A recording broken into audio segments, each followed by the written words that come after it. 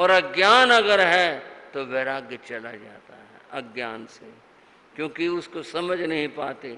ज्ञान से समझ लिया तो सब चीजें निरर्थक लगने लगी।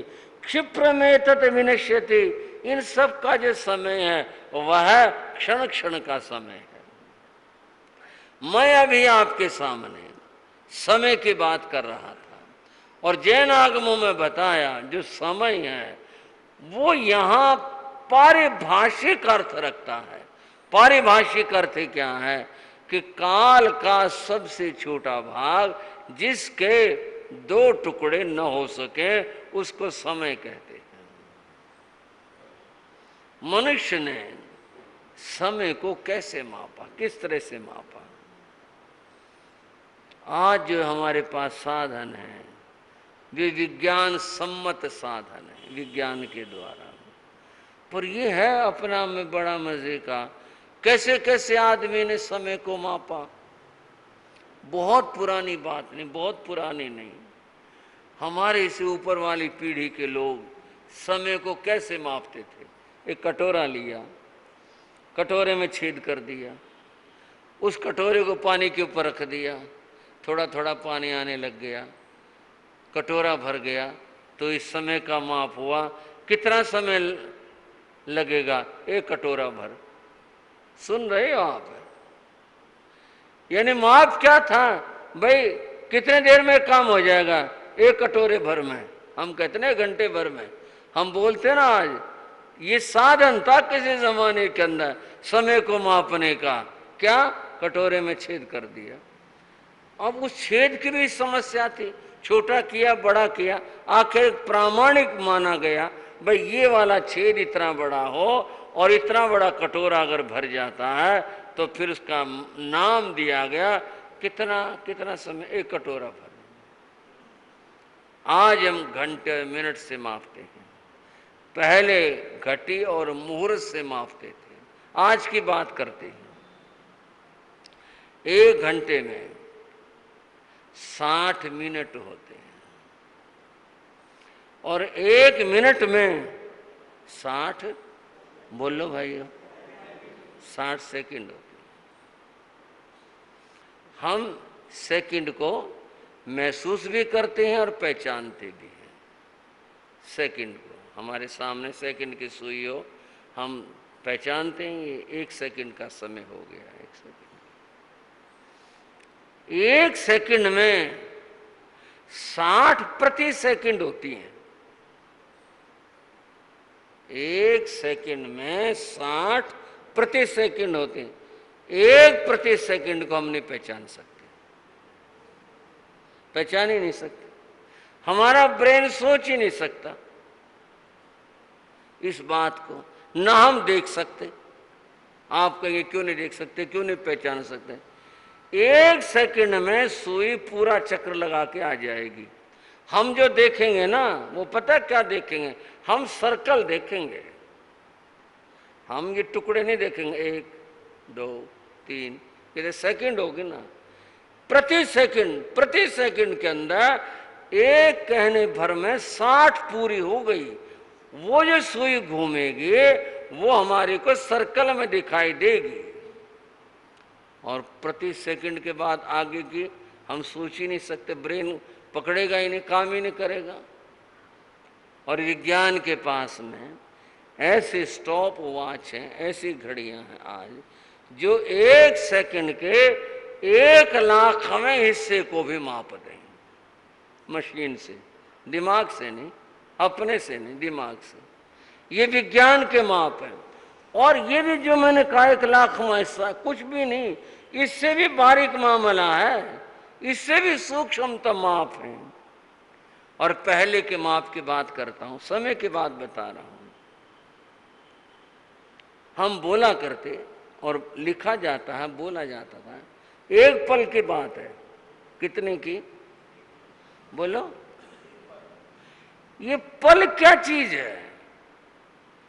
पल जो है ये क्या चीज है? पल कितना क्या माना जाए, कितना समय होगा पल का?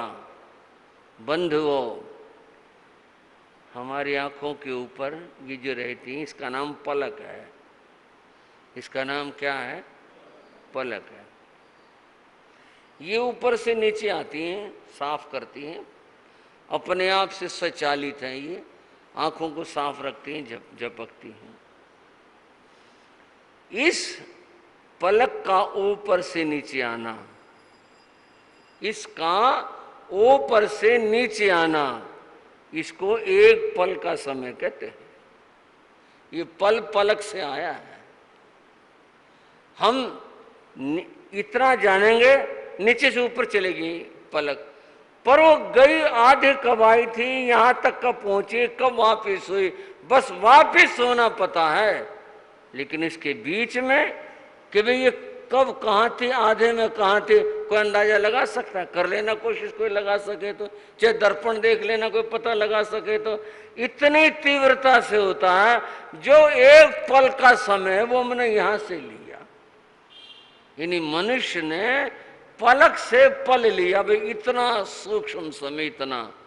लेकिन जिसका समय की मैं बात कर रहा हूं, वो तो आगमों का बहुत ही सूक्ष्मतम समय है। कितना समय, उसकी बात बताता हूं।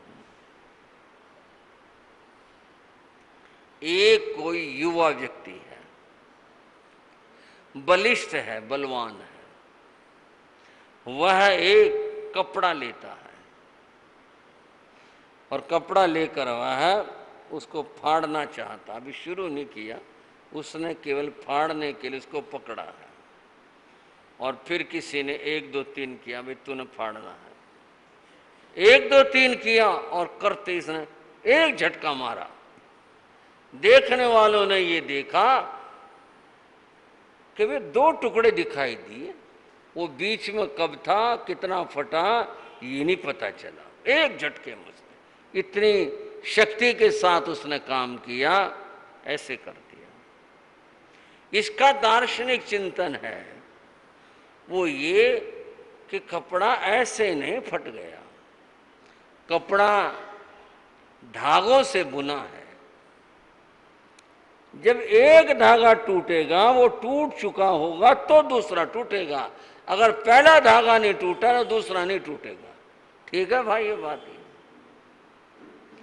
पहला धागा अगर टूटेगा तो दूसरा टूटेगा, अगर पहला नहीं टूटा तो दूसरा नहीं टूट सकता। वो कितना ताकतवर आदमी हो, कुछ भी हो, टूटेगा ही नहीं। अब उस पहले धागे की बात करें, इसका तो कपड़े का ही नहीं पता चला कब में फट गया, और पहला धागा कब टूटा ये किसको पता चलेगा? बड़ा मुश्किल काम है। पर एक धागा जो टूटा, वो भी कैसे टूटा?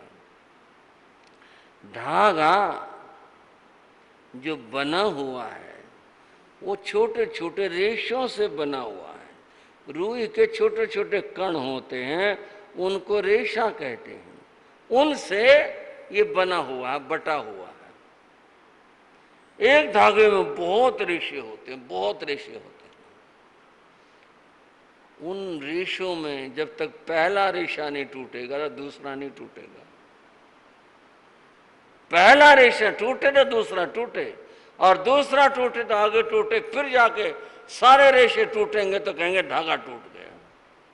अंदाजा लगा सकते हो इस बात का कि उस एक पहले रेशे के टूटने में कितना टाइम लगा होगा? नहीं लगा सकते। और बंधुओं, एक रेशा टूटने में असंख्यात समय बीतते हैं। जिसकी मैं बात बता रहा था, काल का अणु, काल का सबसे छोटा भाग हुआ है, वह एक रेशे के टूटने में जितना समय लगा, उस समय असंख्यात समय व्यतीत हो जाते हैं। हम अनुमान नहीं लगा सकते कि वो समय कितना सूक्ष्म होता है। अब इन सारी चर्चाओं के बाद में आपको कहीं लेकर के चल रहा हूं, कुछ कहना और बताना चाहता हूं। श्री आचरंग सूत्र में कहा, क्षणम जाना ही पंडित। जो क्षण को जानता है वो पंडित होता है। क्षण को जानने से क्या अर्थ है? क्षण का महत्व और क्षण का मूल्य जो जानता है, जिसको इस बात का एहसास है, एक सेकंड का समय मूल्यवान है। जैसा मैं अभी कह रहा था, स्वर्ण कोटि भी न लभ्य, करोड़ों स्वर्ण मुद्राएं देने के बाद भी व्यक्ति एक क्षण को खरीद नहीं सकता। तो कितना मूल्यवान है यह समय। उस समय को जानने वाला, क्षणम जाने पंडिये, क्षण को जानने वाला वही ज्ञानी होता है।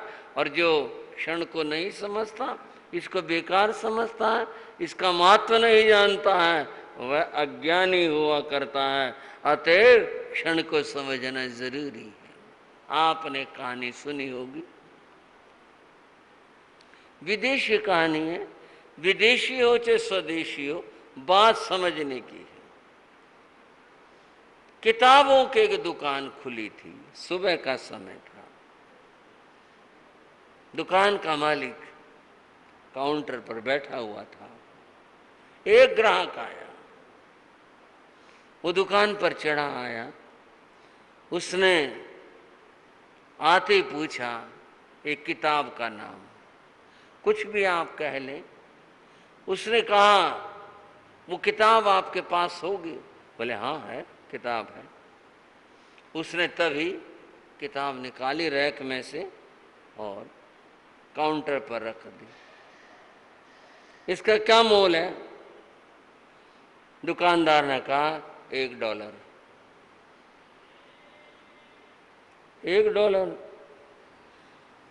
ज्यादा लगा रहे हैं आप, देखो कमीशन क्या देंगे इसके ऊपर आप। $1 तो बहुत मोल हो गया। उसने 2-1 बातें और की। उसके बाद ग्राहक बोला, अच्छा आप ठीक से बताओ, सोच के बताओ, इसका क्या मोल है, क्या लगाओगे आप? बोला $1.5। ये क्या बात कर रहे हैं आप, कमाल है। अभी तो आप $1 कह रहे थे और अब आप कह रहे हैं $1.5। इतनी जल्दी ये महंगी कैसे होगी? बोले भाई साहब, किताब तो $1 की है, पर आप समय जो बर्बाद कर रहे हैं ना, अपना भी और मेरा भी, उसका भी तो मोल लगाना पड़ेगा। मैंने तो बहुत ही कम मोल लगाया है, $0.5 उसके लिए। अगर मैं कहूँ $100 तो भी कम है। समय को बर्बाद नहीं करना चाहिए। आप समय अपना बर्बाद कर रहे हैं, मेरा कर रहे हैं। अगर आपको किताब खरीदनी है, आप तत्काल खरीद लो, आप समय क्यों खोने लग रहे हो? बंधुओं, उस व्यक्ति ने जो कहा कि वे बातों में, व्यर्थ की चर्चाओं में आप समय खोने लग रहे हो, ये बहुत बड़ा नुकसान है। लेकिन भारतवर्ष के लोग समय की कीमत बहुत कम समझते हैं। यद्यपि हमारा दार्शनिक पक्ष बड़ा महत्वपूर्ण है, लेकिन जो हमारा आधार है वो हमारा कमज़ोर है, क्योंकि हम लोग समय का मोल समझते नहीं। जितना समय हम बातों में, चर्चाओं में खो देते हैं, जिसका कोई परिणाम नहीं होता, समय खो देते हैं।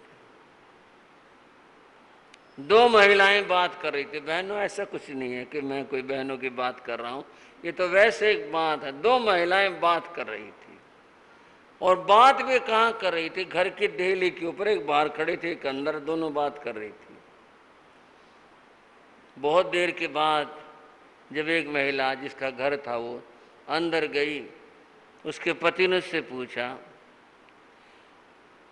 उसको अंदर तो बुला लेती, वो बाहर खड़ी हुई थी और आप, तुम्हारी सहेली, तुम यहाँ खड़ी बात कर। उसको अंदर बुला के बात। बोले वो थोड़ी जल्दी में थी, वो थोड़ी जल्दी में थी। उसने पूछा टाइम कितना लग गया?